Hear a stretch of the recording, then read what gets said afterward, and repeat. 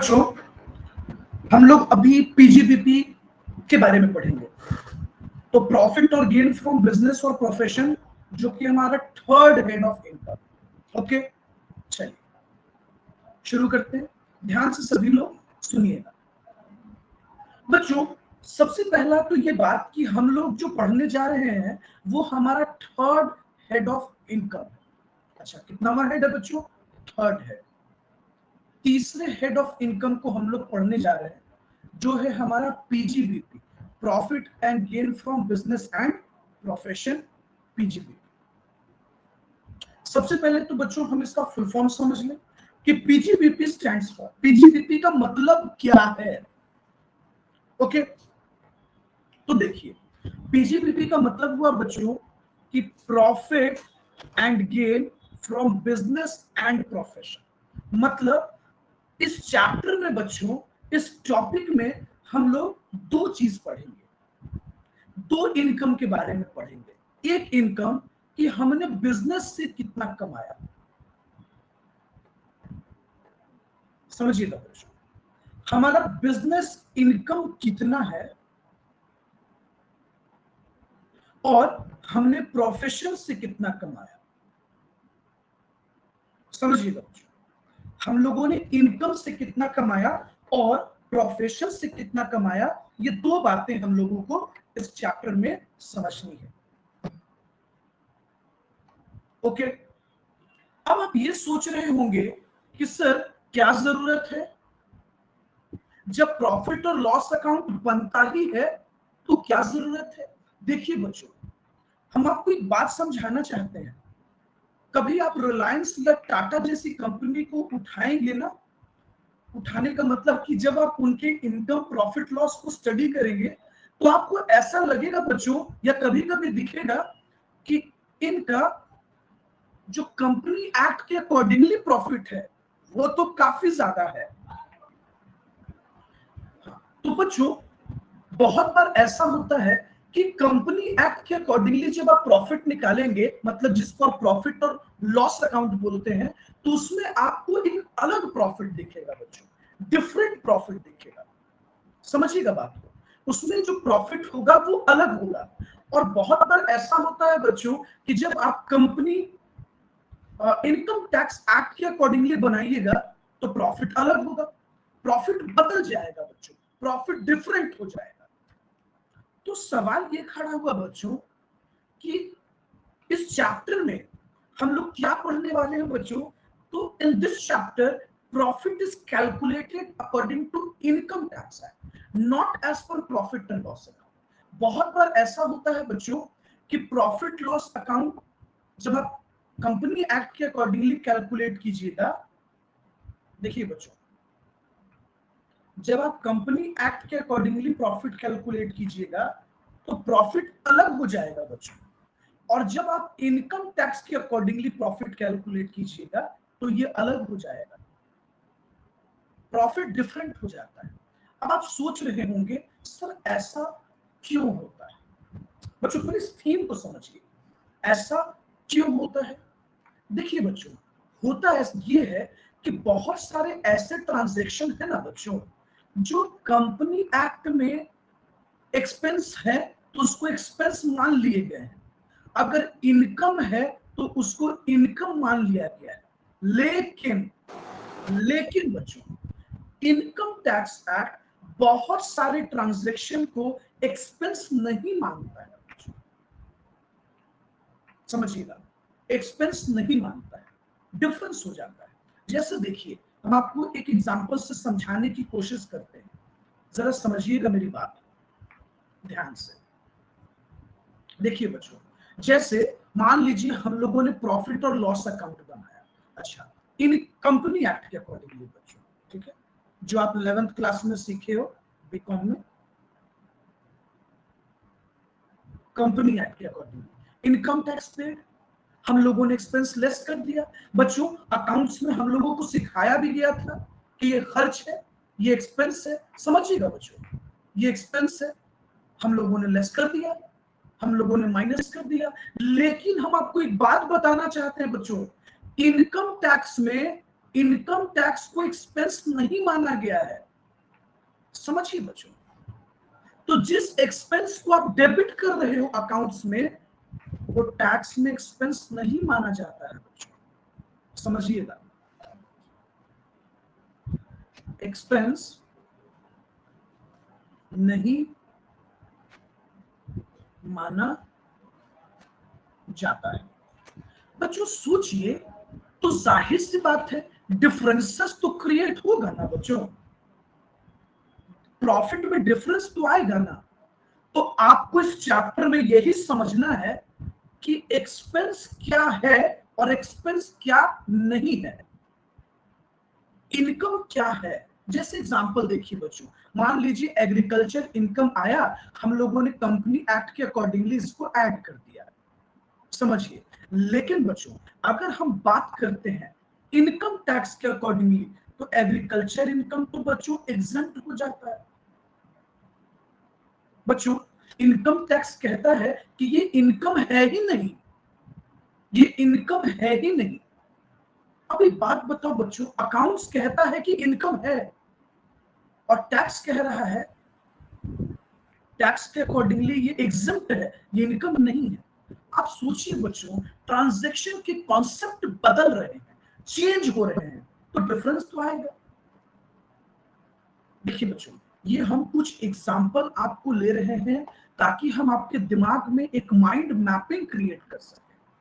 हम लोग अभी ऐसे बहुत सारे सिचुएशंस को स्टडी करेंगे, तो ये हम आपको बस बताने की कोशिश कर रहे हैं। देखिए बच्चों, उसके बाद प्रोविजन फॉर इनकम टैक्स। बच्चों अकाउंट्स कहता है कि provision for bad debts, provision for doubtful debts, provision for depreciation expense है, तुम डेबिट कर दो, तुम घटा दो। लेकिन बच्चों इनकम टैक्स कहता है कि ये डिसअलाउड एक्सपेंस है, मतलब इनकम टैक्स इस एक्सपेंस को एक्सपेंस नहीं मानता है। अब सोचो ना बच्चों, क्या डिफरेंस नहीं होगा। अब हम लोगों को बच्चों इसी बातों को समझना है कि डिफरेंस क्यों होगा। यानी थीम हमारा ये है बच्चों कि हम लोग प्रॉफिट और लॉस ही निकालना सीखेंगे, लेकिन लेकिन इनकम टैक्स के अकॉर्डिंगली। आई बात समझ में बच्चों? होप सो आप इस बात को समझ पा रहे होंगे कि हम आपको क्या कहना चाह रहे हैं। आई बात समझ में? चलिए अब देखिए, सवाल ये खड़ा हुआ बच्चों कि सर इस चैप्टर में हम लोग दो बड़े मुद्दे को पढ़ेंगे, बिजनेस का इनकम क्या है और प्रोफेशन का इनकम क्या है। अब आइए बच्चों, सबसे पहला सवाल, सर ये जो थर्ड हेड ऑफ इनकम है, ये सेक्शन 28 टू 44 एडी तक हम लोगों को पढ़ना है बच्चों, सेक्शन 28 टू 44 एडी तक हम लोग क्या। देखिए बच्चों, एक बात आपसे और डिस्कस करना चाहेंगे, ये चैप्टर भारी नहीं है बच्चों। हाँ, ये हम जरूर एक्सेप्ट करते हैं कि ये चैप्टर लेंदी है, भारी नहीं है बच्चों, लेंदी है, लंबा है, बहुत सारे सेक्शंस है, बहुत सारी चीजों को आपको स्टडी करना है। आप इसको टफ नहीं कह सकते बच्चों, it is not tough in nature, it is lengthy in nature. Okay, चलो, तो अब सवाल ये खड़ा हुआ कि सर इस चैप्टर में हम लोग क्या क्या पढ़ेंगे। तो प्रॉफिट, अच्छा कहां का प्रॉफिट बच्चों? बिजनेस से प्रॉफिट, हमने बिजनेस से कितना प्रॉफिट कमाया, हम ये पढ़ेंगे बच्चों।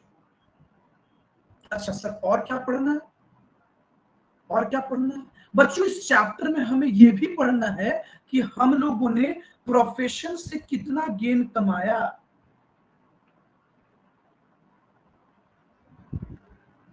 ये भी समझना है। अब आइए हम लोग इस चैप्टर को बच्चों सिस्टमेटिकली तोड़ देंगे। देखिए, हम सबसे पहले आपको सेक्शन 28 पढ़ाएंगे, सेक्शन 28 पढ़ाएंगे बच्चों, जो कि चार्जिंग सेक्शन है बच्चों।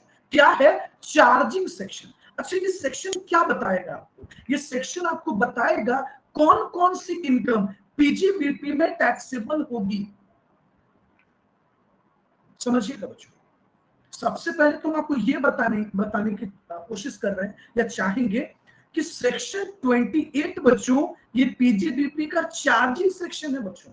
और ये आप जानते हैं कि किसी भी हेड ऑफ इनकम का जो पहला सेक्शन होता है वो चार्जिंग होता है। तो सेक्शन 28 आपको ये बताएगा बच्चों कि कौन कौन सी इनकम पीजीबीपी में टैक्सेबल होगी। सर, इसका मतलब सेक्शन 28 हम लोगों को पूरे इनकम का लिस्ट बताएगा क्या? हाँ बच्चों, बिल्कुल। इसका मतलब सर लंबे चौड़े लिस्ट है, बिल्कुल बच्चों। 8 10 12 तरह की इनकम की बात होगी। ठीक है, तो हम आगे आपसे इस टॉपिक पर डिस्कशन करेंगे। ठीक है, अभी घबराना नहीं। अभी हम पहले आपको फ्रेम कर देते हैं बच्चों कि हम लोग चैप्टर को किस तरीके से खत्म करने वाले हैं, पढ़ने वाले हैं। उसके बाद बच्चों हम लोग इंटर करेंगे सेक्शन 29। बच्चों सेक्शन 29 हम लोगों को यह बताएगा how to compute PGBP income, profit and gain from business and professional income. समझिए बच्चों, इसका मतलब जो भी इनकम टैक्सेबल होगी उसकी कंप्यूटेशन कैसे होगी। अच्छा बच्चों, इसका यह मतलब हुआ जो इनकम सेक्शन 28 बताएगा उसको हम कैसे कैलकुलेट करेंगे, मतलब उसका कंप्यूटेशन कैसे होगा। समझ रहे हो बच्चों, उसका कंप्यूटेशन कैसे होगा ये हमको सेक्शन 29 बताएगा भाई साहब। कौन सा सेक्शन बताएगा? सेक्शन 29 बताएगा। आएगा समझ में? तो सेक्शन 28 ये बताएगा बच्चों कि कौन कौन सा इनकम पीजीबीपी में जाएगा। हम पूरे लिस्ट को डिस्कशन करेंगे आपसे, किस किस इनकम को हम पीजीबीपी में रखेंगे। और सेक्शन 29 बताएगा बच्चों कि जो जो इनकम सेक्शन 28 बताएगा वो कैलकुलेट कैसे होगा। इसका मतलब बच्चों उसकी कंप्यूटेशन कैसे होगी ये सेक्शन 29 हम लोगों को बताएगा। समझे बच्चों, उसकी कंप्यूटेशन कैसे होगी ये हम सेक्शन 29 में पढ़ेंगे। ओके, अच्छा। अब बच्चों सवाल ये खड़ा हुआ कि सर जब हम, अभी आपने बताया कि बहुत सारे एक्सपेंसेस डिसअलाउड हैं, अकाउंट्स उसको मानने को तैयार नहीं, सॉरी इनकम टैक्स उसको मानने को तैयार नहीं। देखिए बच्चों, हम लोगों को पढ़ना है एक सेक्शन, हम लोग पढ़ेंगे बच्चों सेक्शन 30 टू 38। बच्चों एक्सपेंडिचर अलाउड इनकम टैक्स बच्चों किस किस एक्सपेंस को एक्सपेंडिचर मानने को रेडी है। इसका यह मतलब हुआ बच्चों कि इनकम को कैलकुलेट करते टाइम, जब हम सेक्शन 29 में बच्चों इनकम को कैलकुलेट कर रहे होंगे तो इनकम को कैलकुलेट करते टाइम या कैलकुलेट करते वक्त कौन कौन से एक्सपेंस को डेबिट किए जाएंगे ये सेक्शन 30 टू 38 आपको बताएगा। देखिए बच्चों, हम लोग चैप्टर को एकदम सिस्टमेटिक तोड़ेंगे। पहले 28 पढ़ेंगे, ये पढ़ेंगे कि कौन कौन सा सेक्शन पीजीबीपी में जाएगा, सॉरी कौन कौन सा इनकम पीजीबीपी में जाएगा। सेक्शन 29 बताएगा कि जो इनकम जाएगा उसका कैलकुलेशन कैसे होगा। बात पे ध्यान दीजिए बच्चों, उसका कैलकुलेशन कैसे होगा ये हमको सेक्शन 29 बता रहा है। समझ रहे हो बच्चों, ये सेक्शन 29 बता रहा है। और सेक्शन 30 टू 38 बताएगा बच्चों expenses disallowed, sorry expenses allowed, कौन कौन से एक्सपेंस डेबिट किए जाएंगे, मतलब उसको खर्च माने जाएंगे। समझे बच्चों, एक्सपेंस अलाउड का मतलब होता है, देखिए एकदम धैर्य से समझिएगा, घबराइएगा नहीं बच्चों, पैनिक मत होइएगा सर इतना धीरे क्यों चल रहे हैं, हम आपको सब बताएंगे, बस पैनिक नहीं होना है। इसका ये मतलब हुआ बच्चों कौन कौन से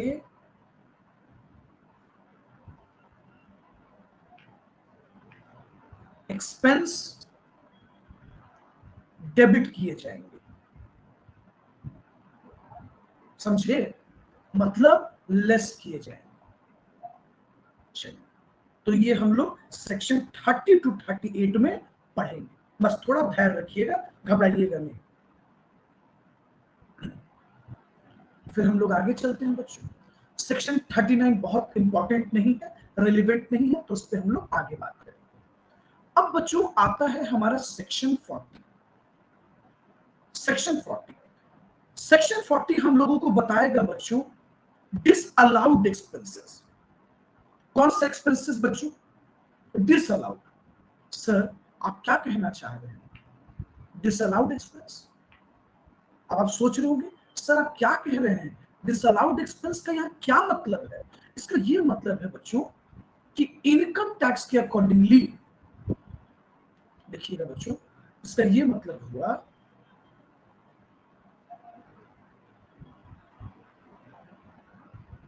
इनकम टैक्स के अकॉर्डिंग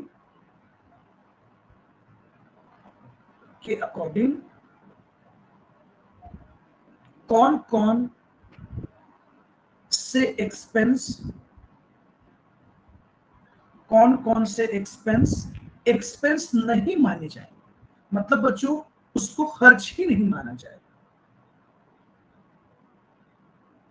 एक्सपेंस नहीं माना जाएगा। अच्छा सर, अगर मान लीजिए प्रॉफिट और लॉस अकाउंट में, मान लीजिए अकाउंट्स के अकॉर्डिंगली हम लोगों ने उस पर्टिकुलर एक्सपेंस को डेबिट कर दिया हो, घटा दिया हो, तो क्या होगा सर? ऐड कर दिए जाएंगे बच्चों, डिसअलाउड कर दिए जाएंगे। तो डिसअलाउड का सेंस है कि कैंसिल कर दिए जाएंगे। अगर वो एक्सपेंस घटा दिए गए हैं तो जोड़ दिए जाएंगे, और नहीं घटाए गए हैं तब तो कोई बात ही नहीं। समझे बच्चों? तो आपको ये सेंस समझ में आ रहा है सेक्शन 40 क्या बता रहा है बच्चों? सेक्शन 40 ये बताता है डिसअलाउड एक्सपेंसेस कौन कौन से इनकम डेबिट नहीं घटाए जाए। चले, जैसे देखिए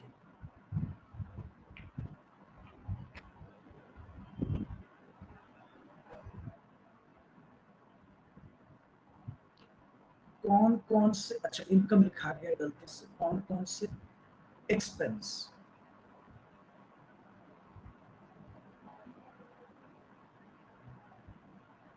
डेबिट नहीं हुए।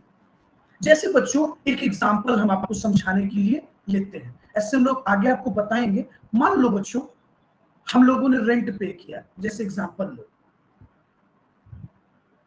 आपकी कंपनी ने रेंट पे किया,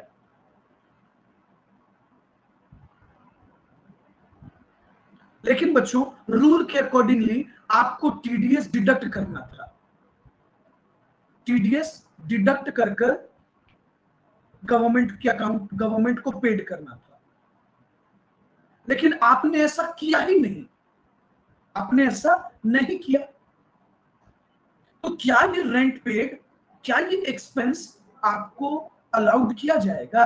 क्या आप इस एक्सपेंस को लेस कर सकते हैं? नहीं कर सकते।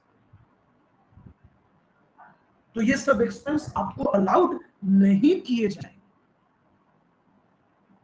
आई बात समझ में? देखिए एक बार फ्रेम कीजिएगा, हम लोगों ने स्टार्ट कहां से किया? सबसे पहले तो हम लोगों ने यह समझा कि प्रॉफिट और गेन फ्रॉम बिजनेस प्रोफेशन हमारा थर्ड हेड ऑफ इनकम। कौन सा इनकम है बच्चों? थर्ड हेड ऑफ इनकम है। आई बात समझ में? अब बच्चों पीजीबीपी हम लोग कहां से कहां तक पढ़ते हैं? तो सेक्शन 28 से लेकर बच्चों 44 एडी ए तक पढ़ना है हम लोगों को अपने सिलेबस के अकॉर्डिंग। तो इसका मतलब इस चैप्टर में बच्चों हम लोग प्रॉफिट कैलकुलेट करेंगे, लेकिन not as per company act. हम लोग प्रॉफिट कैलकुलेट करेंगे as per income tax act. वो आप 11th में पढ़े बच्चों, वो आप लोगों ने बीकॉम में भी पढ़ा, फाइनेंशियल स्टेटमेंट, प्रॉफिट और लॉस अकाउंट बनाना। लेकिन अभी हम लोग इनकम टैक्स फॉलो करने जा रहे हैं। आई बात समझ में? बोलिए बच्चों। अच्छा बच्चों, सेक्शन 28 जो है वो पीजीबीपी का चार्जिंग सेक्शन है। अच्छा, ये बताएगा आपको कि कौन कौन से इनकम को पीजीबीपी में कैलकुलेट करना है, मतलब कौन कौन सा इनकम पीजीबीपी में स्टडी किया जाएगा। सेक्शन 29 बताएगा बच्चों कि जो इनकम पीजीबीपी में कैलकुलेट होगा, टैक्सेबल होगी, टैक्सेबल किए जाएंगे, वो कैलकुलेट कैसे किए जाएंगे। बच्चों सेक्शन 28 तो आपको बता देगा, बताकर हट जाएगा कि ये सब, ये इनकम, ये इनकम, ये इनकम, ये इनकम पीजीबीपी में जाएगा, लेकिन वो कैलकुलेट कैसे होगा ये आपको सेक्शन 28 में देखना होगा। सेक्शन 28 में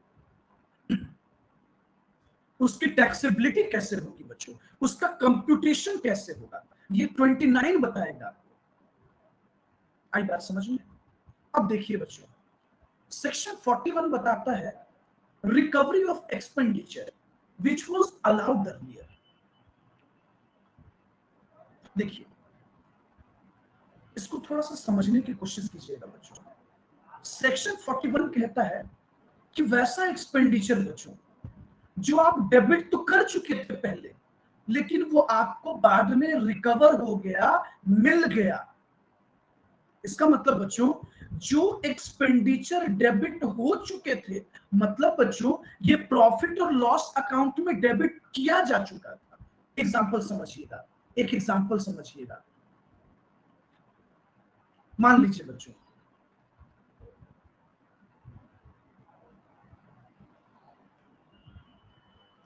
हम लोगों ने प्रॉफिट और लॉस अकाउंट बनाया, तो हमारी कंपनी में बच्चों कुछ अमाउंट बैड डेब्ट्स हो गया, मान लीजिए 10,000 रुपीज।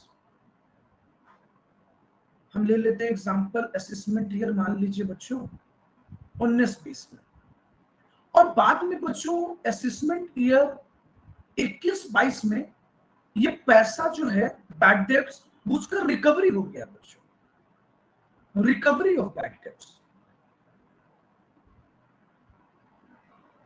ये डूबे हुए पैसे रिकवर हो गए, रिकवरी ऑफ बैड डेब्ट्स। तो इसका ट्रीटमेंट क्या होगा बच्चों, इसका क्या कंडीशंस है, यही हम लोगों को पढ़ना है, समझे? तो उसकी ट्रीटमेंट, तो उसकी रिकवरी पर क्या ट्रीटमेंट होगा, हम किस तरीके से उसको ट्रीट करेंगे, कैलकुलेट करेंगे, ये हम लोग 41 में पढ़ेंगे। उसके बाद बच्चों 42 बहुत ज्यादा रेलिवेंट है नहीं, फिर हम लोग 43 पर जाएंगे। इसमें हम लोग पढ़ेंगे बच्चों डिडक्शन ऑन पेमेंट बेसिस। समझे बच्चों, जब हम किसी भी चीज, किसी भी एक्सपेंस को का पेमेंट करते हैं, तो कहता है बच्चों एक्सपेंस तभी डिडक्ट होगा जब उसका एक्चुअल में पेमेंट किया जाएगा। समझे बच्चों, जैसे एग्जांपल देखिए, मान लीजिए हम लोगों ने प्रॉफिट लॉस अकाउंट में लिखा to provision for provident fund, या मान लीजिए बच्चों हम लोगों ने प्रोविडेंट फंड में ट्रांसफर करने की बात की पीएफ अकाउंट में, लेकिन अभी तक किया नहीं बच्चों, अभी तक ट्रांसफर किया नहीं, तो क्या ये डिडक्टेबल हो जाएगा? नहीं होगा बच्चों। यही बच्चों हम लोग सेक्शन 43 में पढ़ेंगे, एक्सपेंस तभी डिडक्ट होगा बच्चों जब उसका पेमेंट किया जाएगा। इसका मतलब बच्चों इस सेक्शन में हम लोग पेबल बेसिस की बात नहीं करेंगे, पेबल बेसिस की बात नहीं होगी बच्चों, पेड बेसिस की बात होगी, पेड। जब तक वो पेड नहीं होगा तब तक वो एक्सपेंस अलाउड नहीं होगा। कहने का मतलब आप उसको डेबिट नहीं करेंगे, मतलब आप उस एक्सपेंस को डिडक्ट नहीं होगा जब तक आप उसका पेमेंट ना करते। पेबल बेसिस पे काम नहीं चलेगा बच्चों कि हम पेड करेंगे, नहीं, आपको पेड करना पड़ेगा। जब तक आप पेड नहीं करेंगे ड्यू डेट तक, टैक्स पे करने वाले दिन तक, तब तक इसका डिडक्शन अलाउड नहीं होगा बच्चों। आई बात समझ में? आगे हम लोग और भी पढ़ेंगे, अभी घबराना नहीं है बच्चों। अभी तो बस हम आपको ये थीम बता रहे हैं कि हमें पढ़ना क्या है, ठीक है? अभी पैनिक नहीं होना आगे। उसके बाद बच्चों हम लोग सेक्शन 44 में जाएंगे और प्रिजम्पटिव बेसिस के इनकम्स को पढ़ेंगे। बच्चों यहां बहुत तरह की इनकम की बात होगी, यहां सिर्फ एक ही इनकम नहीं होगा। 44 का बच्चों अपना पूरा सीरीज है, समझिए, घबराना नहीं है। देखिए ये एक स्पेशल स्कीम है जो गवर्नमेंट ने बना रखा है। हम लोग 44 एडी पढ़ेंगे बच्चों, फिर हम लोगों को यहाँ 44 एई पढ़ना है, 44 एडीए पढ़ना है, तो बहुत सारी चीजों को पढ़ना है। बस आप अभी इतना समझिए कि हम लोगों को एक प्रिजम्पटिव बेसिस की इनकम को जानना है। अच्छा, गवर्नमेंट ने क्या किया है बच्चों, कुछ इनकम को प्रिजम्पटिव बेसिस पर रखा है, समझे, एजम्पशन बेसिस पर रखा है, एज्यूम करने के लिए कि आप एज्यूम कर लो कि आपका इतना इनकम है, आप टैक्स पे कर दो। चलो बच्चों, यहां तक आपको क्लियर है? जस्ट कॉन्सेप्ट क्लियर है बच्चों कि हम लोग पढ़ने क्या जा रहे हैं? ये आपको ये पता चला कि हम लोग पढ़ने क्या जा रहे हैं? Yes sir. डन। चलिए, तो यहां तक बच्चों ये हो गया। मैंने आपको ये इसलिए अभी बताया बच्चों, एटलीस्ट हमें ये पता होना चाहिए कि हम लोगों को पढ़ना क्या है। और दूसरा बच्चों कि हम लोग इसको कैटेगरी वाइज तोड़कर पढ़ेंगे ताकि वर्कलोड थोड़ा कम हो जाए और हम आसानी से बातों को समझ पाए। तो चलिए, सबसे पहले हम लोग शुरू करते हैं बिजनेस को समझना। सर, ये तो आपने जो चार्जिंग सेक्शन के बारे में बताया, उसको समझने से पहले हम लोग को एटलीस्ट ये समझना चाहिए कि सर बिजनेस क्या है। ये एटलीस्ट ये भी तो हम लोगों को पता होना चाहिए ना सर। अगर ये पता नहीं होगा तो काम कैसे चलेगा? आइए, तो सबसे पहले हम लोग ये समझते हैं कि बिजनेस क्या है। देखिए बच्चों, ध्यान से सुनिएगा सभी लोग। बच्चों सबसे पहले तो अगर हम इनकम टैक्स की बात करें तो बिजनेस के बारे में बताया गया है अंडर सेक्शन 2 सबसेक्शन 13 में। बिजनेस क्या है, सबसे पहले हम लोग इस बात को समझेंगे। देखिए कहता है बच्चों, according to this section business क्या है, तो बिजनेस इंक्लूड्स बच्चों किसी भी तरह का ट्रेड, किसी भी तरह का कॉमर्स, और अगर आप मैन्युफैक्चरिंग कर रहे हो तो ये बिजनेस का ही पार्ट है। इसका मतलब बच्चों कि अगर आपने बिजनेस से प्रॉफिट कम, ट्रेड से प्रॉफिट कमाया, कॉमर्स से प्रॉफिट कमाया या मैन्युफैक्चर से प्रॉफिट कमाया, ये भी किसमें इंक्लूड होगा? बिजनेस में। अब बच्चों ये भी समझना बहुत जरूरी है कि बिजनेस क्या होता है। बच्चों आप सोचो ना, अगर आप यही नहीं समझते कि बिजनेस क्या होता है, टैक्स में बिजनेस किसको कहा जाता है, तो आप कैसे आगे समझ पाएंगे? तो देखिए बच्चों, सबसे पहले तो आपने 3 बातों को समझा कि इनकम टैक्स में किसी भी तरह का ट्रेड, किसी भी तरह का कॉमर्स और किसी भी तरह का मैन्युफैक्चर किसमें आता है बच्चों? किसमें आता है? बिजनेस में। ये बिजनेस में आता है बच्चों। और इन तीनों से बच्चों समझिए, इस तीनों से जो भी इनकम आएगा, जो भी इनकम आएगा वो पीजीबीपी में टैक्सेबल होगा बच्चों। अब सवाल ये खड़ा हुआ, देखिएगा कुछ इंपॉर्टेंट पॉइंट्स है जो आपसे डिस्कशन करना है। सर मान लीजिए अ सिंगल कमर्शियल ट्रांजैक्शन, क्या ये बिजनेस है? सुनिए बच्चों, हम आपको समझाना क्या चाहते हैं, सुनिए जरा। मान लो बच्चों, एक बंदा है जिसका नाम है मिस्टर ए। वो दिल्ली जाता है बच्चों, दिल्ली जाता है और वहां कोई ट्रेड फेयर ऑर्गेनाइज किया गया है और उस ट्रेड फेयर में जाके पार्टिसिपेट करता है बच्चों। एग्जाम्पल समझिएगा बच्चों, वो जाता है और एक ट्रेड पार्टिसिपेट करता है ट्रेड फेयर में, और बच्चों वो कुछ इनकम अर्न करता है। और एक बात मैं आपको और बता दूं, वो पूरे साल और कोई काम नहीं करता, बस उस 15 दिन में ही जो कमाता है साल भर अपना घर चलाता है। तो सवाल ये खड़ा हुआ बच्चों कि क्या ये बिजनेस है टैक्स में बच्चों, टैक्स में? तो आपको जवाब मिलेगा हाँ ये बिजनेस है। It is taxable in the PGBP. ये पीजीबीपी में टैक्सेबल कर दिए जाएंगे बच्चों, बिल्कुल कर दिए जाएंगे।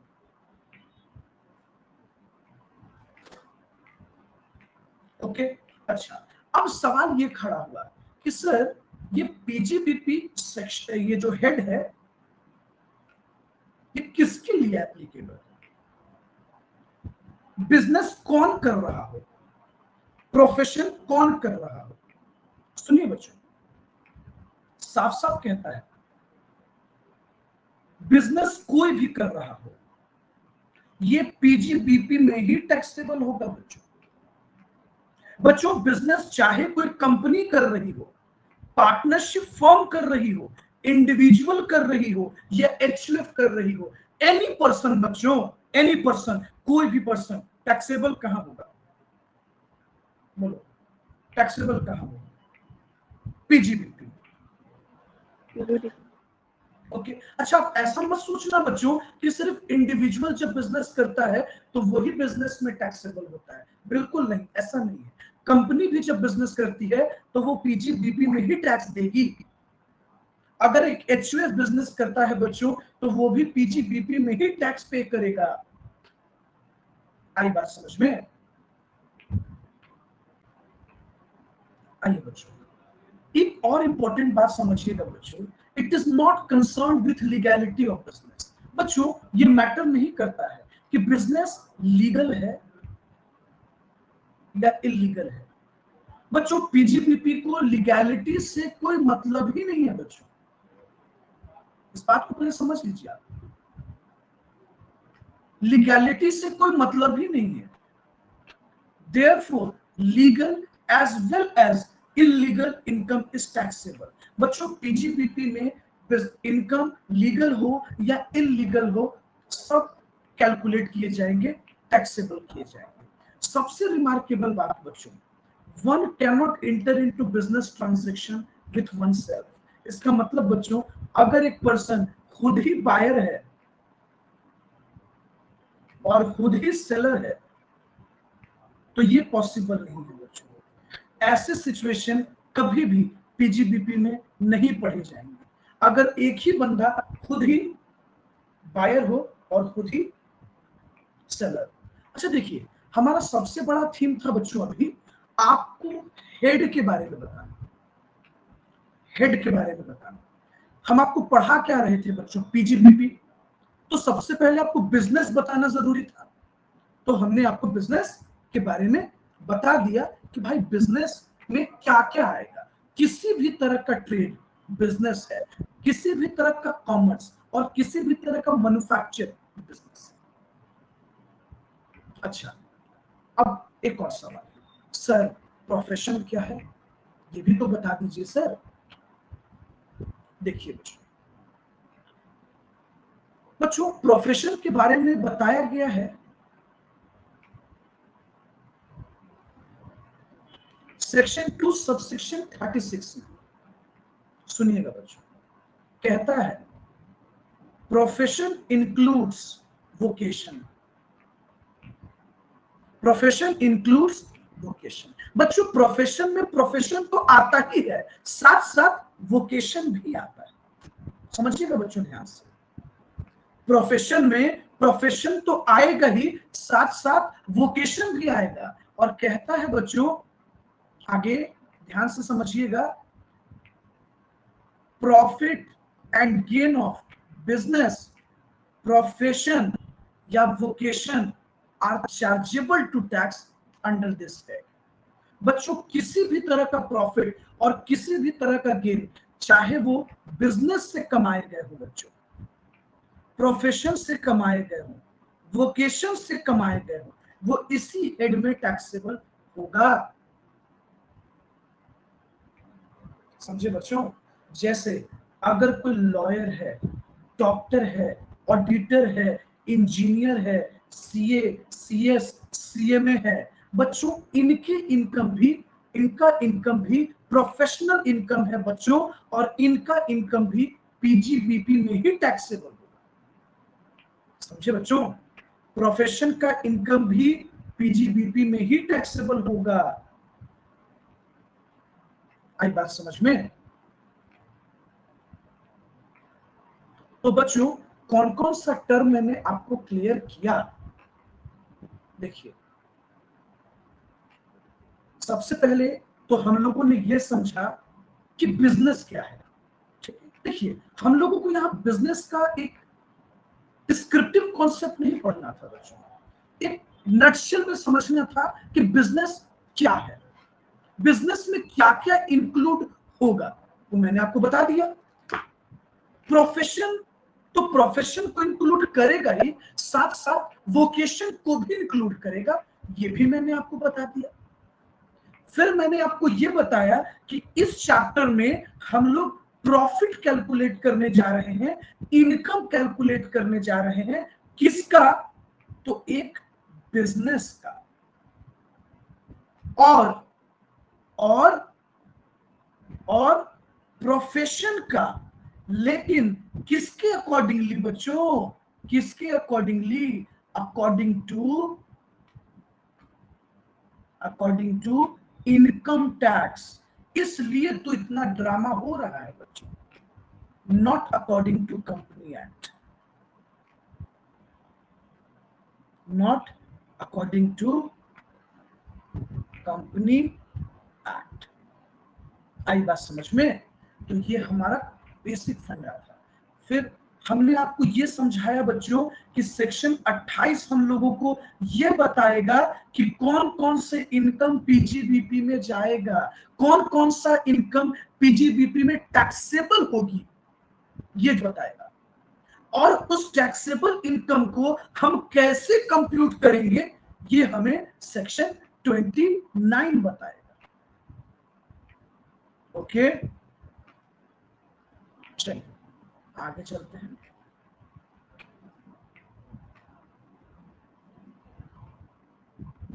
अब देखिए बच्चों, शुरू करते हैं चार्जिंग सेक्शन। ओके, ध्यान से पूरी बात को समझिएगा, एकदम से ध्यान लगाना है और कुछ नहीं सोचना है और कहीं भी इधर उधर नहीं देखना। चलिए, ऑनलाइन में बच्चों को थोड़ा कंसंट्रेशन ज्यादा रखना पड़ता है। चलिए आगे चले। बोलिए बच्चों, अभी तक जो मैंने बताया आप लोगों को क्लियर है? Yes sir. Yes sir. Yes sir. और बाकी बच्चों को? क्लियर है। ओके, चलिए, यस सर। गुड। अब देखिए बच्चों, हम लोग पढ़ने क्या जा रहे हैं, एकदम दिल थाम के बैठिएगा। चार्जिंग सेक्शन, सेक्शन 28 पढ़ेंगे, ठीक है सर? सर एक बात बताइए, चार्जिंग का मतलब क्या है? बच्चों चार्जिंग का मतलब है वो सेक्शन जो आपको ये बताएगा किस किस इनकम को आप इस हेड में रखोगे, कौन कौन सा इनकम इस हेड में टैक्सेबल होगा और कौन कौन सा इनकम इस हेड में टैक्सेबल नहीं होगा। तो ये हम लोग समझेंगे। तो सेक्शन 28 बच्चों बहुत सारे इनकम के बारे में बता रहा है, बहुत तो नहीं कह सकते, 10-12 इनकम के बारे में बताएगा मोटा मोटी, जो हम लोग अभी देखेंगे। चलो आगे चलते हैं। सबसे पहले आइए बच्चों, हम लोग एक सबसे पहला इनकम एक उठाते हैं। देखिए क्या कहता है बच्चों कि profit and gain of any business, किसी भी बिजनेस से आपने प्रॉफिट कमाया हो, किसी भी प्रोफेशन से आपने गेन कमाया हो, which was carried on by any SSC, कोई भी एसएससी उस बिजनेस को चला रहा हो at any time during the previous year, any time. बच्चों वो बिजनेस 10 दिन का भी हो सकता है। मैंने अभी आपको एक एग्जांपल बताया था ट्रेड फेयर के बारे में, वो यही कह रहा है बच्चों, किसी भी तरह का प्रॉफिट हो बच्चों, बिजनेस से, प्रोफेशन से किसी भी तरह का गेन हो, कोई भी एसएससी बच्चों, कोई भी एसएससी।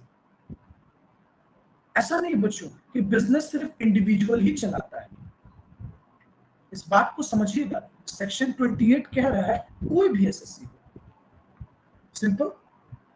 कंपनी हो सकता है, कंपनी भी बच्चों पीजीबीपी में ही टैक्स पे करेगी। कोई इंडिविजुअल भी हो सकता है बच्चों, कोई एचयूएफ हो सकता है, पार्टनरशिप फॉर्म हो सकता है, समझिए, कोई भी एसएससी। अच्छा, एट एनी टाइम बच्चों, बिजनेस का कंटिन्यू होना जरूरी नहीं है बच्चों कि वो बिजनेस पूरा साल चल रहा हो। ये हम लोग बिजनेस स्टडीज में ही पढ़ते हैं बच्चों, कंटिन्यूटी का कॉन्सेप्ट। टैक्स ऐसा नहीं कहता बच्चों at any time during previous year, continuity होना कोई जरूरी नहीं है। अच्छा, आगे नोटिस कीजिएगा बच्चों, कहता है एनी कॉम्पनसेशन, किसी भी तरह का कॉम्पनसेशन ड्यू टू और रिसीव्ड बाय एन एजेंट, ये पीजीबीपी का इनकम है। अब आप बोलेंगे सर ये आप क्या बता रहे हैं, हम लोग समझ नहीं पा रहे। सुनिए बच्चों, जरा ध्यान से सुनिए, आपको कुछ समझाना है, शायद आप 2 मिनट में समझ जाए। देखिए, मान लीजिए एक पर्सन है मिस्टर ए, बच्चों ये बिजनेस करता है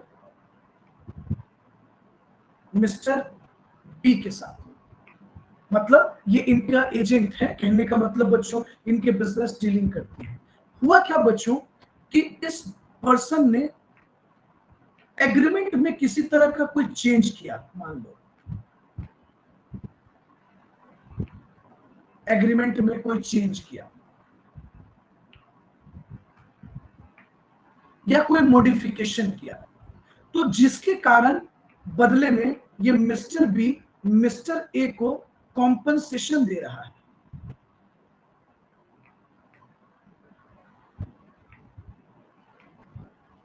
कॉम्पनसेशन दे रहा है। जैसे एग्जांपल लेते हैं बच्चों, मान लो हिंदुस्तान यूनिलीवर लिमिटेड के साथ आप बिजनेस कर रहे हो। मान लो एक शॉपकीपर है बच्चों, नाम है मिस्टर बी, एक एग्जांपल लेते हैं, ठीक है बच्चों। ये जो मिस्टर बी है, ये जो मिस्टर बी है, ये मान लो बच्चों डिस्ट्रीब्यूटर है, इसके पास एजेंसी है हिंदुस्तान यूनिलीवर लिमिटेड का, ठीक है बच्चों। इसने किसी तरह से एक कॉन्ट्रैक्ट तोड़ दिया। देखिए बच्चों, तो मिस्टर बी क्या करता है बच्चों कि मिस्टर बी ने कॉन्ट्रैक्ट तोड़ दिया, कॉन्ट्रैक्ट तोड़ दिया, कॉन्ट्रैक्ट ब्रेक कर दिया, तो बदले में मिस्टर बी ने हिंदुस्तान यूनिलीवर लिमिटेड को एक मुआवजा दिया, एक कॉम्पनसेशन दिया। समझ रहे बात को? तो ये जो compensation Hindustan Unilever limited receive कर रही है बच्चों, ये पीजीबीपी में टैक्सेबल हो जाएगा भाई साहब। यही हम बताने की कोशिश कर रहे थे। एनी कॉम्पनसेशन ड्यू टू और रिसीव्ड बाय एन एजेंट, ये टैक्सेबल हो जाएगा। कहां? तो पीजीबीपी में। आई बात समझ में?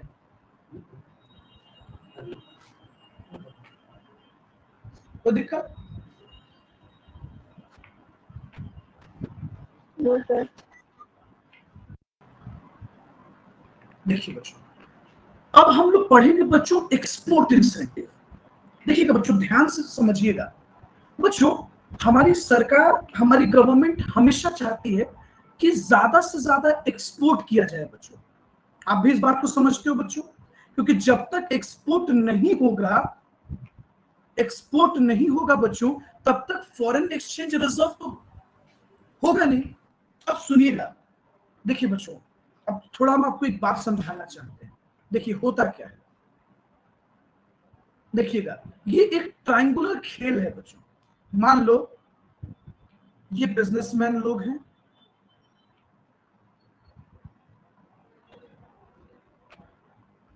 और ये गवर्नमेंट है बच्चों, और ये इनकम टैक्स है। सुनिएगा बच्चों, पहले आप थीम समझिएगा, तो आपको समझना बहुत आसान हो जाएगा, अदरवाइज आपको ये टॉपिक बहुत भारी लगेगा। ये हो गई अपनी इनकम टैक्स डिपार्टमेंट, ठीक है। देखिए, सेंट्रल गवर्नमेंट बच्चों जितने भी एक्सपोर्ट इंसेंटिव्स क्रिएट करती है बिजनेस को प्रमोट करने के लिए, सुनना बच्चों, बिजनेस को प्रमोट करने के लिए जितना भी बेनिफिट देती है, तो बच्चों जाहिर सी बात है, इस बेनिफिट से बिजनेस के अंदर बिजनेसमैन लोगों का इनकम कहीं ना कहीं बच्चों एक्सपेंस कम हो जाता है, तो उनके लिए तो इनकम हो गया ना बच्चों। आप सोचिए ना, अगर आप उनके खर्च को कम कर दोगे या आप उनके कस्टम ड्यूटी को कम कर दोगे, तो उनके लिए तो इनकम है। अच्छा, अब देखिए बच्चों, गवर्नमेंट ऐसा इसलिए कर रही है ताकि हमारे कंट्री का एक्सपोर्ट इंक्रीज हो जाए, और बच्चों जब एक्सपोर्ट बढ़ेगा तो फॉरेन एक्सचेंज रिजर्व बढ़ेगा। अब यहाँ पर प्रॉब्लम क्या है बच्चों, कि इनकम टैक्स को इस बात से प्रॉब्लम लगता है।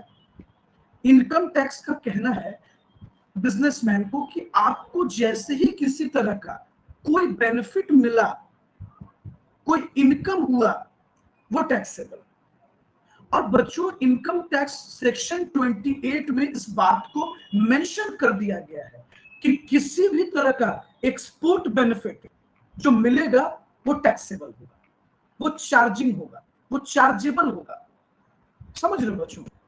अभी ये बात तो बाद में समझना बच्चों कि एक्सपोर्ट इंसेंटिव्स के अंदर क्या आता है, वो तो हम आपको बताएंगे। अभी सबसे पहले मुद्दे की बात ये है बच्चों, जरा स्क्रीन पे आप ध्यान दीजिएगा।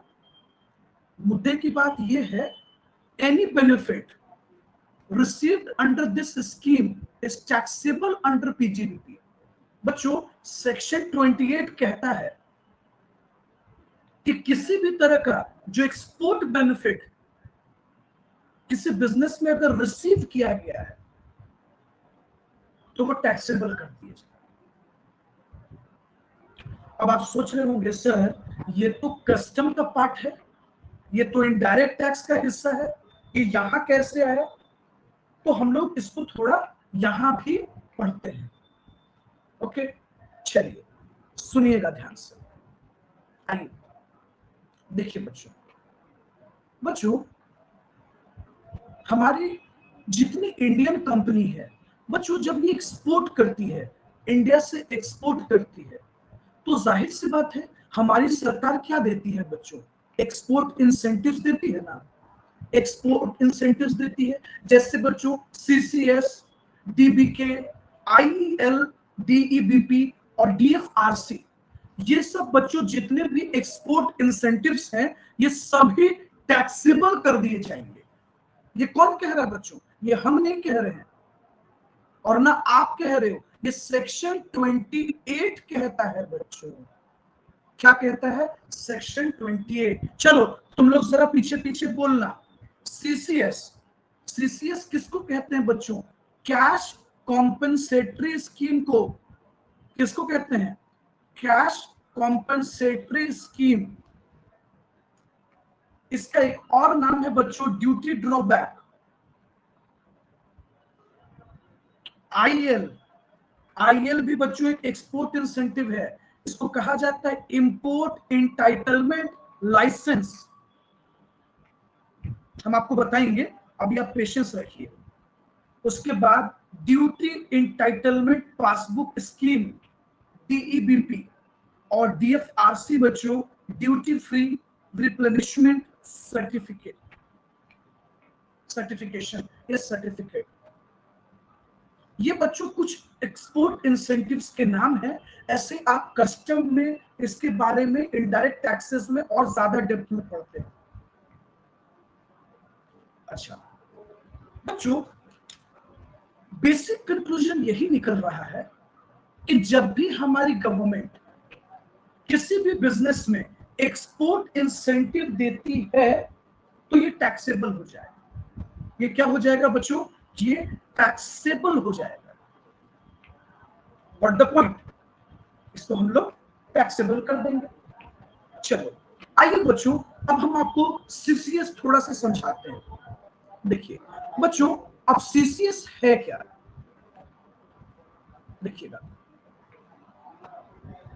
सीसीएस क्या है, जरा ध्यान से आप लोग स्क्रीन पर देखते रहिएगा। देखिए बच्चों, गवर्नमेंट जब कैश सपोर्ट करती है ना बच्चों, कैश सपोर्ट करती है ताकि किसी भी प्रोडक्ट का प्राइस रिड्यूस हो जाए, यानी बच्चों ये एक तरह का सब्सिडी होता है। जैसे एग्जांपल लेते हैं बच्चों, मान लो कि चाइनीज कंपनी एक प्रोडक्ट बना रही है। जैसे एग्जांपल ले लेते हैं बच्चों, हम लोग जो कैलकुलेटर यूज करते हैं 100 रुपीज का, ठीक है। चाइना ने देखा कि चलो इंडिया के मार्केट में 100 रुपीज कैलकुलेटर का बहुत डिमांड है, बच्चे कॉमर्स ले रहे हैं, बिजनेस बढ़ रहा है, चलो कैलकुलेटर बेचते हैं। उन्होंने शुरू कर दिया। अब जरा समझना ध्यान से, और हमारी जो इंडियन कंपनी है बच्चों, उनका कैलकुलेटर 150 रुपए का बन रहा है। बच्चों गवर्नमेंट तो परेशान होगी ना, गवर्नमेंट तो सोचेगी यार ऐसा क्यों हो रहा है। बच्चों अगर हमारी कंपनी कैपेबल नहीं होगी 100 रुपीज में कैलकुलेटर बनाने के लिए, तो चाइना का एक्सपोर्ट तो बढ़ता चला जाएगा ना बच्चों, क्योंकि पब्लिक को जो प्रोडक्ट कम प्राइस में मिलता है, पब्लिक वही प्रोडक्ट लेती है। सरकार ने पूछा यार क्या दिक्कत है, आप लोग इनकैपेबल हो क्या, आप बना नहीं सकते हो? जाहिर सी बात है ना बच्चों, रिसर्च में समय लगता है, टेक्नोलॉजी को ढूंढने में टाइम लगता है। तब तक आप दूसरे देश की कंपनी को बढ़ने तो नहीं दे सकते हो, अपने देश में उसको हावी होने तो नहीं दे सकते हो। तो गवर्नमेंट ने कहा कि चलो ठीक है, लो 75 रुपए हम तुमको सब्सिडी दे दी। अब तुम्हारा प्रोडक्ट कितने का हो गया? 75 रुपीज का। अब पब्लिक क्या करेगी बच्चों कि चाइनीज प्रोडक्ट को अवॉइड करेगी, क्योंकि उसको इंडियन प्रोडक्ट उससे कम प्राइस में मिल रहा है, और वो भी अच्छी क्वालिटी का। बच्चों जब गवर्नमेंट पूछती है तो प्रॉब्लम कहां आता है? देखिए हमारा इंडियन प्रोडक्ट चाइनीज प्रोडक्ट के कंपैरेटिवली बेहतर होता है, स्ट्रांग होता है, तो प्राइस तो बढ़ेगा ना। और एक डिफरेंस ये भी है बच्चों एटीट्यूड का। चाइना बेसिकली एक प्रोड्यूसिंग इकोनॉमी है बच्चों। वहां कहा जाता है कि बच्चा बच्चा भी प्रोडक्शन में पार्टिसिपेट कर रहा होता है, एंटरप्रेन्योर होता है ना। हमारे यहाँ तो लोग तोड़फोड़ में ज्यादा बिलीव करते हैं। जैसे देख लो अग्निवीर स्कीम में इतना तोड़फोड़ दिया सबने, तो सवाल ये खड़ा हुआ। तो अब खैर ये तो बात की बात है, मुद्दे की बात ये है बच्चों, तो गवर्नमेंट क्या करती है बच्चों कि सब्सिडी दे देती है, कैश दे देती है, लो मेरी तरफ से तुम इतना पैसे लो और प्राइस को रिड्यूस करो ताकि तुम कॉम्पीट कर पाओ। तो बच्चों होता क्या है कि जब गवर्नमेंट वो सीसीएस देती है, समझे बच्चों, कैश कॉम्पनसेटरी सपोर्ट देती है, तो सेक्शन 28 कहता है कि वो टैक्सेबल होगा। अरे बोलो ना बच्चों, समझ रहे हो हम क्या बोल रहे हैं? Yes, sir. Yes, sir. Yes, sir. चलो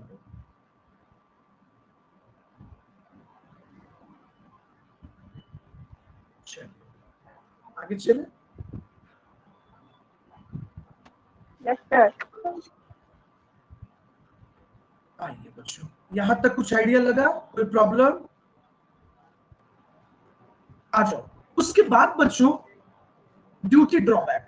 अच्छा ड्यूटी ड्रॉबैक में क्या होता है कि आप जब एक्सपोर्ट या इंपोर्ट करते हो बच्चों, तो जो हम लोग टैक्सेस पे करते हैं वो वापस कर देती है गवर्नमेंट, ड्यूटी दे देती है। मतलब जो हम लोग कस्टम ड्यूटी पे करते हैं उसको वापस हम लोगों को पेमेंट कर देती है।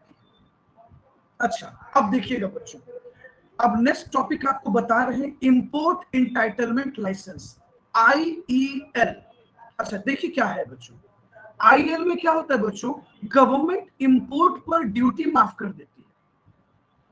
अच्छा सुनिए होता क्या है बच्चों, आप पूरी बात को समझाते हैं, जैसे देख लीजिए, सुनिएगा बच्चों, मान लीजिए एक कंपनी है हम लोगों की ABC लिमिटेड, ठीक है बच्चों, गवर्नमेंट ने हम लोगों को कहा कि अगर तुम इतना एक्सपोर्ट कर दोगे तो हम तुम्हारा इंपोर्ट पर इतना ड्यूटी माफ कर देंगे। जैसे एग्जांपल देखो, मान लो बच्चों हम लोगों की कंपनी ने 100 करोड़ का एक्सपोर्ट कर दिया, तो गवर्नमेंट कहती है कि चलो तुमने तो बहुत अच्छा काम किया, तो इसलिए हम तुमको इंपोर्ट इंटाइटलमेंट देंगे। अच्छा, गवर्नमेंट का कहना है कि जब तुम इंपोर्ट करोगे, किसी प्रोडक्ट को इंडिया में मंगवाओगे, तो हम ड्यूटी माफ कर देंगे। अब देखो बच्चों, यहां दो सवाल है, अगर हमारी कंपनी बच्चों अगर इंपोर्ट बिजनेस नहीं करती है, तब इंपोर्ट बिजनेस नहीं करती, समझिए बच्चों, इंपोर्ट बिजनेस नहीं करते हैं तो हम क्या करेंगे। मान लो बच्चों हमारे एक मित्र हैं, इनका एक बिजनेस चल, इनकी एक कंपनी है, ठीक है, DBC लिमिटेड, एक एग्जांपल ले लीजिए। हमने इनको कहा कि देखो गवर्नमेंट ने हमें लाइसेंस दे दिया है, तुम ले लो और इतना इंपोर्ट नहीं लगेगा।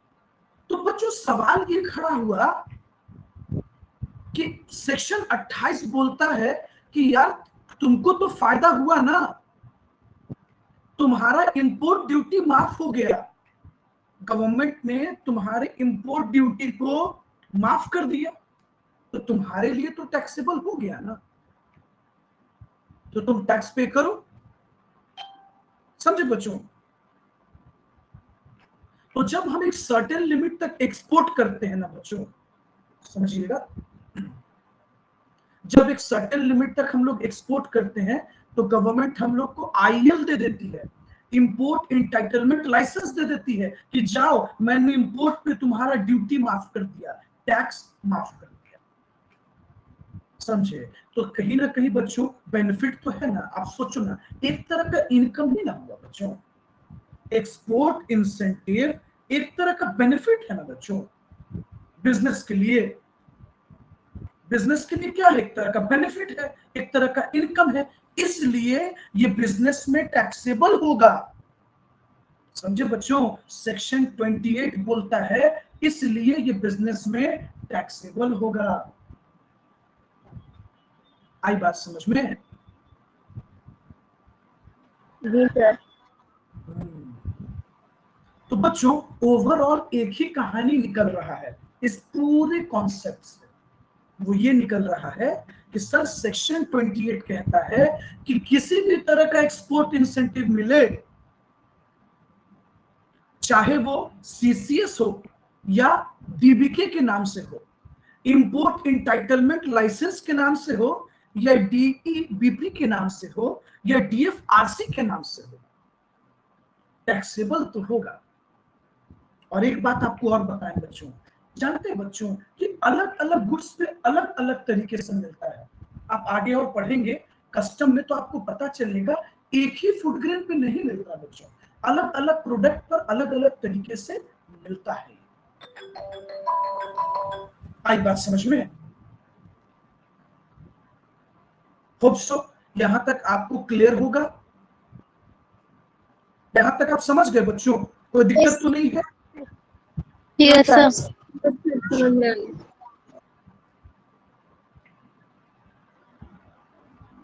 देखिए बच्चों, उसके बाद बच्चों सेक्शन 28 कहता है कि amount receive under criminal insurance policy. अच्छा सर ये क्या मामला है? Amount received under keyman insurance policy. Sir company ये कौन सा पैसा रिसीव कर ली? सुनिए बच्चों, ध्यान से इसको समझिएगा, बहुत आसान है। ठीक है, आइए हम आपको पूरा मैटर बताते हैं। सबसे पहले हम लोग आए कीमैन इंश्योरेंस पॉलिसी। अच्छा सर ये है क्या? देखिए बच्चों, होता क्या है कि बच्चों बहुत बार ऑर्गेनाइजेशन में कोई कोई पर्सन बहुत इंपॉर्टेंट होता है बच्चों। देखिएगा, ऑर्गेनाइजेशन का वो आदमी, आदमी कहने का मतलब बच्चों एम्प्लॉय, वो आदमी जो बहुत इंपॉर्टेंट हो।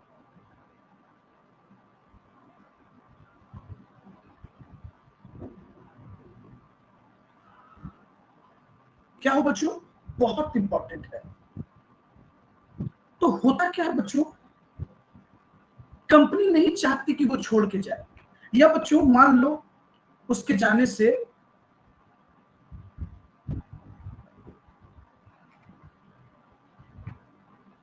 जिसके जाने से लॉस हो सकता है, तो कंपनी क्या करती है बच्चों कि उस बंदे का इंश्योरेंस कर देती है। ठीक है, अब देखिएगा दो सवाल है। सर अगर वो पर्सन छोड़कर नहीं गया तब, और छोड़कर चला गया तब। देखिए मान लीजिए बच्चों, अगर वो पर्सन जिसका आपने इंश्योरेंस किया, वो जो एम्प्लॉय है बच्चों, उसने कंपनी को लीव कर दिया, छोड़ दिया। बच्चों जब छोड़ दिया तो इसका मतलब पॉलिसी का पैसा जो मैच्योर होगा वो कौन रिसीव करेगी? कंपनी। कंपनी रिसीव करेगी ना बच्चों, कंपनी रिसीव करेगी। तो ये टैक्सेबल होगा कंपनी के लिए, समझे बच्चों? टैक्सेबल होगा कंपनी के लिए। यही सेक्शन 28 बता रहा है बच्चों कि जब कंपनी अपने ऑर्गेनाइजेशन या अपने संस्था के उस आदमी का इंश्योरेंस करती है जो उसके लिए बहुत इंपॉर्टेंट है कि वो छोड़ कर ना जाए, या उसके जाने से हैवी लॉस होगा और वो उसके बाद भी छोड़ देता है, तो उस इंश्योरेंस का पैसा फिर कंपनी रिसीव करती है। लेकिन बच्चों मान लो वो नहीं गया, या मान लो उसका डेथ हो गया बच्चों, वो जॉब करता रहा और उसका डेथ हो गया, तो इस पैसे को उसके फैमिली मेंबर रिसीव करते हैं। कौन रिसीव करता है बच्चों? उस एम्प्लॉय के फैमिली मेंबर रिसीव करते हैं, समझे? और ये पैसा जो फैमिली मेंबर रिसीव करेंगे टैक्सेबल होगा इनकम फ्रॉम अदर सोर्स में, IFOS में। समझे आप बात को?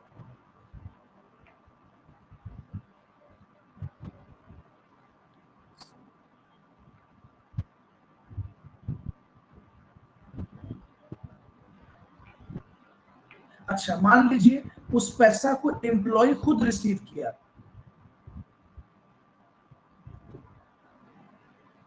जिसका आप इंश्योरेंस करवाए, वो छोड़कर नहीं गया, एम्प्लॉय रिसीव किया, तो सैलरी में टैक्सेबल हो जाए।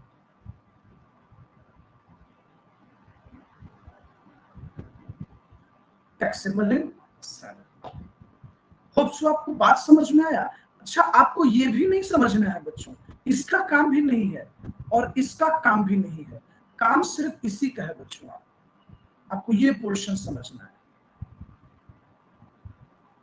कीमैन इंश्योरेंस पॉलिसी का मतलब हुआ बच्चों, हम एक बार रिपीट कर रहे हैं, मेरी बात को ध्यान से सुनिएगा।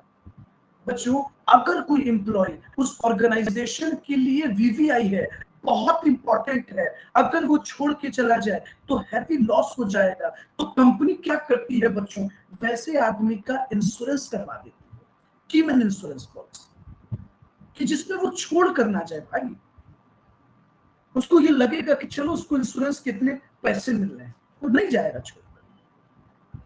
और मान लो बच्चों वो आदमी चला गया, तो अब तो उसको पैसे मिलेंगे नहीं, क्योंकि उसने तो कंपनी को छोड़ दिया, तो इंश्योरेंस के पैसे अब उसको तो मिलेंगे नहीं, तो कौन रिसीव करेगा मैच्योरिटी पर, कंपनी रिसीव करेगी। तो वो कंपनी के लिए इनकम हो गया बच्चों पीजीबीपी में, यही सेक्शन 28 कहता है। तुम नोटिस किए बच्चों, मैंने तुमको पहले ही बताया था, सेक्शन 28 कहता है कौन कौन से इनकम पीजीबीपी में टैक्सेबल होगा। तो हम आपको यही अभी बता रहे हैं कौन कौन सा इनकम टैक्सेबल होगा। अभी हम लोग वही पढ़ रहे हैं बच्चों कि कौन कौन सा इनकम टैक्सेबल होगा। आई बात समझ में? अच्छा देखिएगा बच्चों, फिर कहता है any gift, any benefit, any perquisite arising due to business or profession।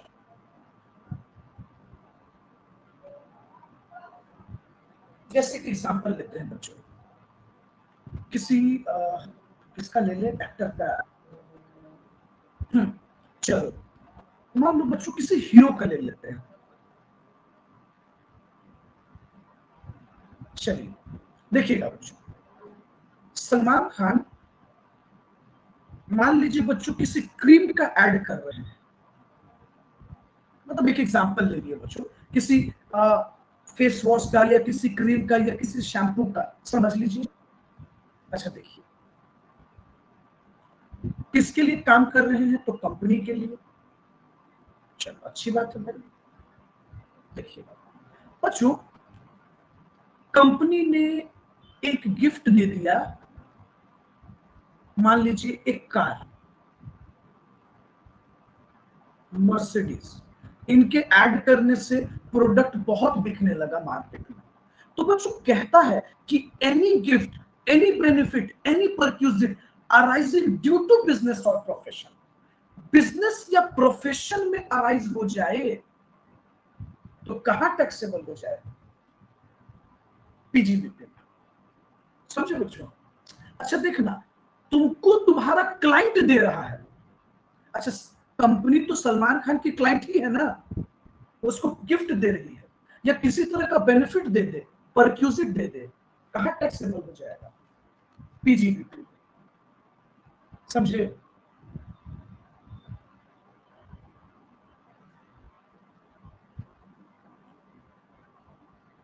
अच्छा नेक्स्ट देखिए बच्चों, कहता है एनी इंटरेस्ट, किसी भी तरह का interest, any salary, any bonus या कोई भी कमीशन जो एक पार्टनर अपने पार्टनरशिप फर्म से रिसीव करता है।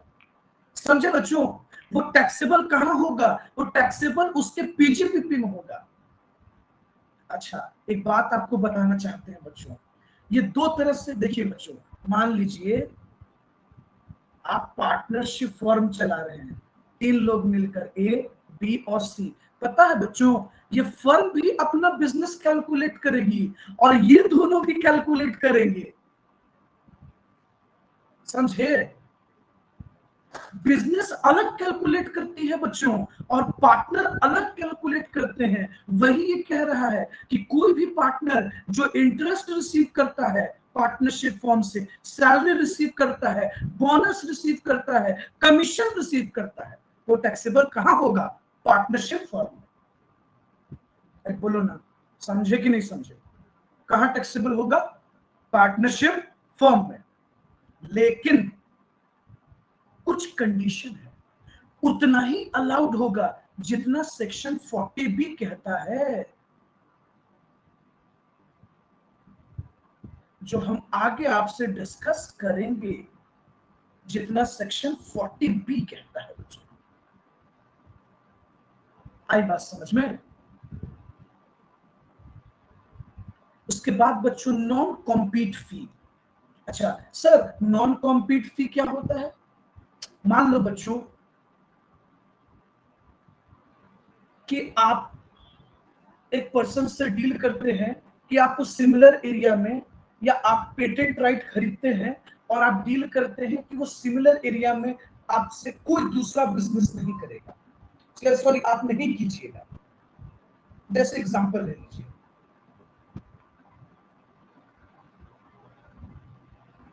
आपने एक पेटेंट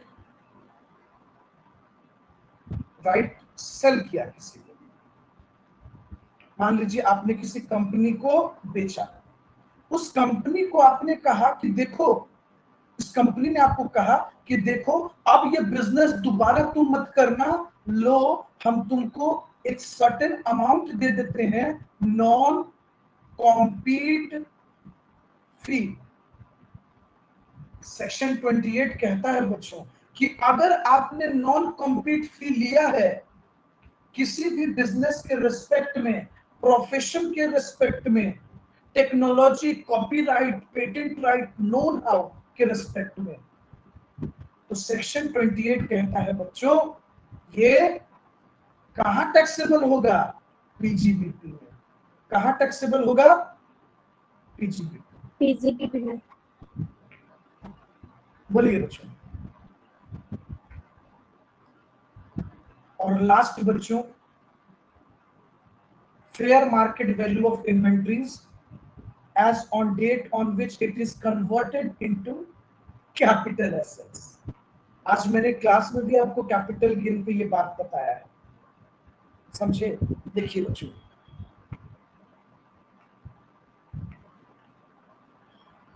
चलिए